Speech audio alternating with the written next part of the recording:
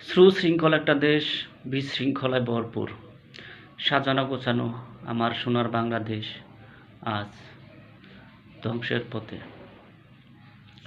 গতকালকে সারা বাংলাদেশ প্রত্যক্ষভাবে যে দৃশ্য দেখেছে তা স্বাধীনতার পরে এরকম ঘটনা দেখেছে কিনা আমাদের জানা নেই।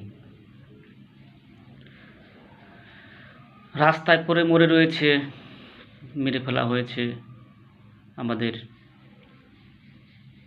ছোট্ট ছোট্ট ছেলে, যারা এই সময়ে হাতে কলম থাকার কথা, বিদ্যালয়ে বসে পড়াশোনা করার কথা, তারা আজকে 5 তারিখ থেকে বিগত দিনগুলোতে বাংলাদেশের উপর দিয়ে যে গণহত্যা, লুটতরাজ, বোমজাস্টিক শুরু হয়েছে, তা শেষ কবে আমরা কেউ জানি না। কালকের যে ঘটনা আমরা দেখেছি খুবই মর্মাহত এবং আমরা ব্যথিত। দুঃখের সাথে বলতে চাই, আর কতদিন চলবে এভাবে? লাল স্বাধীনতাকামীদের বলতে চাই, এটাই আপনাদের স্বাধীনতা, এটা আমরা চাইনি যা আপনারা দেখাচ্ছেন।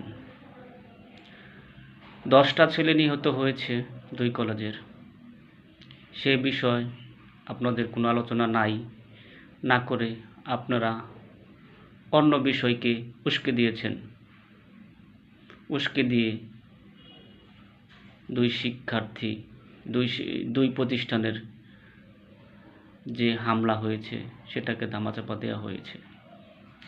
হওয়ার জন্য আপনারা কালকে বাংলাদেশ শাহজালাল আন্তর্জাতিক বিমানবন্দর থেকে ইসকনের নেতা প্রভু চিন্ময় দাসকে, ব্রহ্মচারীকে আপনারা গ্রেপ্তার করেছেন। একটার পর একটা ঘটনাকে উস্কে দিয়ে আজকে দেশকে গৃহযুদ্ধের দিকে নিয়ে গেছেন। আপনাদেরই কথার মুখের কথা, এ যুদ্ধ হতেই হবে কোনো না কোনো ফরম্যাটে। তার লক্ষণ কি এটাই? যদি তাই হয়ে থাকে তাহলে আপামর জনসাধারণের দোষ কি? কালকে 10টা ছেলে নিহত হয়েছে, সে মায়ের আর্তনাদ আপনাদের কান পর্যন্ত পৌঁছায়নি। কোনো মিডিয়াকে দেখতে পেলাম না কিংবা দেখালো না। 10টা ছেলে পরিচয় জানলাম না, কোন 10টা ছেলে মারা গিয়েছে সেই মায়ের আর্তনাদ আমরা জানতে পারলাম না। কেন পারলাম না সেটা আপনাদের কাছে প্রশ্ন। সেই ঘটনা শেষ না হতে হতেই ইসকনকে নিয়ে টানাটানি শুরু করেছেন। আপনারা যে এটার মাস্টার মাইন্ড সেটা আমরা বুঝে গেছি, আমাদের জনসাধারণ বোঝার কোনো বাকি নেই।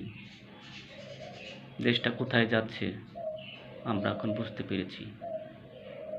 দেশটা আস্তে আস্তে গৃহযুদ্ধের দিকে নিয়ে যাচ্ছেন। নিজেদের ক্ষমতা দখলের লড়াইয়ে আজকে আপনারা জনসাধারণকে কষ্ট দিচ্ছেন, এটা আমাদের কাছে কাম্য না।